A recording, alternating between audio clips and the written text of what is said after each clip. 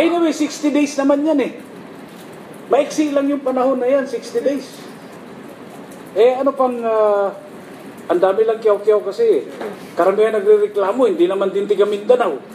Sir, as a Mindanao lawmaker, sir, will you block any moves from your colleagues here in the House to revoke martial law in Mindanao?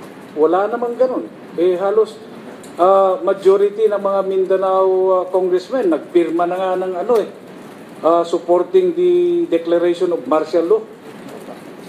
Alam nyo kasi, pag tiga doon ka, mafe-feel mo na kailangan talaga.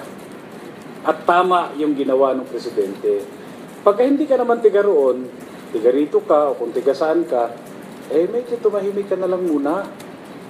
Kasi kami yung concern kami doon eh. Security namin yun.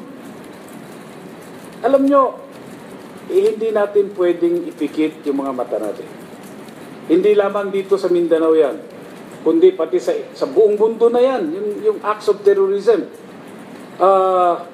Kaya tayo naman, yung ating Pangulo, ay mayroong mandato sa konstitusyon na protektahan yung publiko.